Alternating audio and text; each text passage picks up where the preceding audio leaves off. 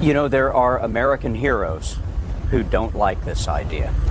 Neil Armstrong, Gene Cernan have both testified against commercial spaceflight and the way that you're developing it, and I wonder what you think of that. I was very sad to see that, because those guys are, yeah. You know, those guys are heroes of mine, so it's really tough. You know, I wish they would come and visit and see the hardware that we're doing here.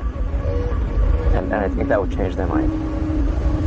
They inspired you to do this, didn't they? Yes. And to see them casting stones in your direction. It's difficult. Did you expect them to cheer you on? Certainly hoping they would. What are you trying to prove to them? What I'm trying to do is to make a significant difference in spaceflight and help make spaceflight accessible to almost anyone. One of the most difficult choices I ever faced in life was in 2008. I think I had maybe $30 million left, or $30 or $40 million left in 2008. I had two choices. I could put it all into one company, and then the other company would definitely die, or split it between the two companies. But if I split it between the two companies, then both might die. And you know, when you put your blood, sweat, and tears into creating something or building something, it's like a child.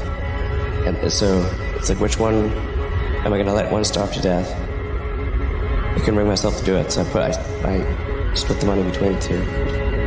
Fortunately, thank goodness, they both came through. What was your biggest failure, and how did it change you? Well, there's a ton of failures along the way, that's for sure.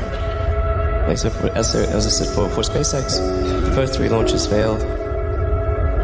And we're just barely able to scrape together enough parts and money to do the 4th launch. If that 4th launch had failed, we would have been dead. So multiple failures along the way. I tried very hard to get the right expertise in for SpaceX. I tried hard to find a great chief engineer for the rocket, but the good chief engineers wouldn't join, and the bad ones, well, there was no point in hiring them. So I ended up being chief engineer of the rocket. So if I could have found somebody better, then we would have maybe had less than 3 failures. That 3rd failure in a row, did you think, I need to pack this in? Never. Why not? I don't ever give up. So many people tried to talk me out of starting a rocket company. It was crazy. One good friend of mine collected a whole series of videos of rockets blowing up and made me watch those. He just didn't want me to lose all my money. We're doing these things that seem unlikely to succeed, and we've been fortunate, and at least thus far they have succeeded. Now is the time to take risk. You don't have kids. As you get older, your obligations increase. And once you have a family, you start taking risks not just for yourself, but for your family as well. It gets much harder to do things that might not work out.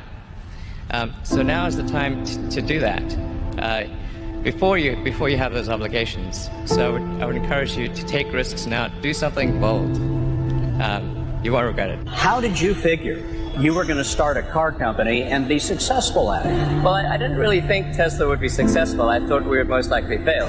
But I thought that we at least could address the false perception that people had that an electric car had to be ugly and slow and boring like a golf cart. But you say you didn't expect the company to be successful, then why try? If something's important enough, you should try, even if the probable outcome is failure. Or how do you think about making a decision when everyone tells you this is a crazy idea? Or where do you get the internal strength to do that? Well, first of all, I'd say I actually think I feel fear quite strongly. So it's not as though I just have the absence of fear. I feel it quite strongly. But there are just times when something is important enough, you believe in it enough, that you do it in spite of the fear. I think about what technology solution is necessary in order to achieve the particular goal, and then try to make as much progress in that direction as possible. I think being a multi-planet species and being out there among the stars is important for the long-term survival of humanity. And that's one reason. But then the part that I find personally most motivating is that it creates a sense of adventure, and it makes people excited about the future. If you consider two futures, one where we are forever confined to Earth until eventually something terrible happens, or another future where we are out there on many planets, maybe even going beyond the solar system, I think that second version is incredibly exciting and inspiring, and there need to be reasons to get up in the morning. Life can't just be about solving problems. Otherwise, what's the point? There's got to be things that people find inspiring and make life worth living. When my brother and I were starting our first company, instead of getting an apartment, we just rented a small office and we slept on the couch.